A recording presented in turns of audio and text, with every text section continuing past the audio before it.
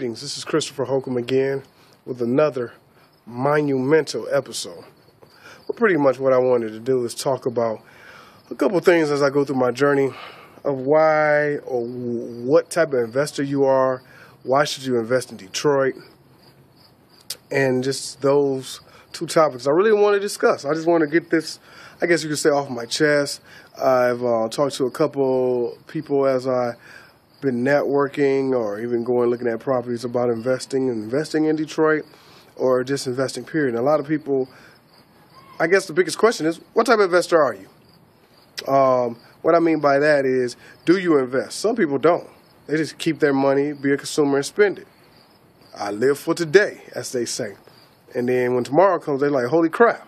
So hopefully you're not like that and you do invest. People invest in mutual funds, stocks, things like that, precious metals. I guess my question to a lot of people is, are you diversified in your investments? I just mentioned a couple things. Most people think diversification is, I got stocks in telemarketing, I got stocks in Coca-Cola, I got stocks in General Mills, I got stocks in energy, I got stocks in gas, I got stocks in microchips. I'm diversified.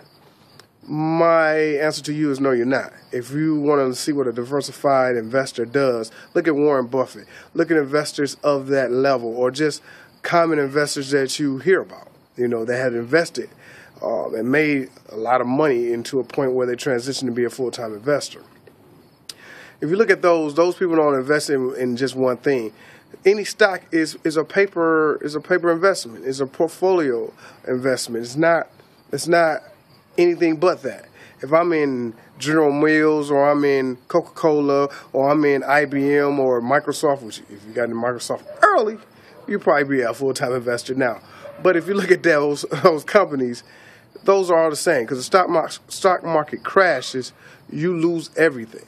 Most diverse investors have stocks, mutual funds, precious metals, real estate, and other businesses. They invest in business also. So you got to look at that in your avenue of what you're doing. How are you spreading and letting your money work for you? In one aspect, it's definitely not because you're watching the stock market every day. All these penny stocks are going up. Or, oh, man, GM didn't do as well as I thought. And you just banking your investment on that. Do you own any properties? Do you invest in any properties? Do you invest in any other type of businesses? Do you have any precious metals?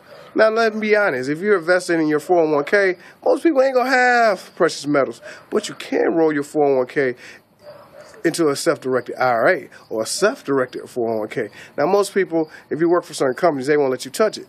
But a lot will. It depends on what your company does. And if you have a former job and it's just sitting there not making a tremendous amount of income, or making you a great return over a year's time, maybe you need to look into other aspects.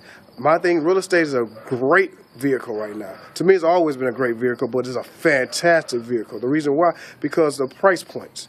In cities like Vegas, Detroit, Miami, even in Texas in some parts, the price points are very well. You got a lot of people that's foreclosed, properties that are priced undervalued right now that you can get, and in 5 or 10 years, or maybe even 15, they will become of value. You can sell them and then walk away, period, from ever working a job if you don't like working your job. If you do, then you can run your own practice or your own business. But real estate, for one thing, is great. Why in Detroit? The price points are the best in the United States, period. You can get a property that probably is an $80,000, $90,000 property just 5 years ago for about 45, 25, or maybe even 15 if you know the right people. Now, you look at those properties, you say, well, if I buy it in, how am I going to make my money? You can make your money by land contracting. You can make your money by flipping it. You can make your money by wholesaling it. See, what people don't understand, if you invest in stock markets, what you're looking at long-term investment. So why don't you look at that when you do real estate or any other business? If I buy this property for 15, and in 15 years it returns back to 50, I'd have made my money more than double. And while you're doing that, if you're collecting income from it, it's a two-stream of income. First, you're getting it while you're getting rental, if you do rental, a land contract, or lease option, or however you do it at that present time. But in 15 years or 10 years, you get to sell it for 50.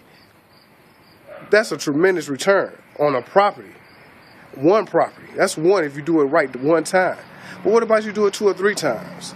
There's so many ways to exercise it. I don't say get foolish with it. If you don't know real estate, learn it and research it. Just like you do your stock market. The only thing is you don't know the person who runs the company and the stocks. You buy this house, you can know the ins and outs of it. Know when it was repaired. Know what was done to it. Have somebody inspect it and walk through it. Stocks, you can invest in what the company's doing, but 5 years later, that CEO who runs it great could get caught sleeping with someone else from another company and lose his job, or get caught with 2 DUIs or anything.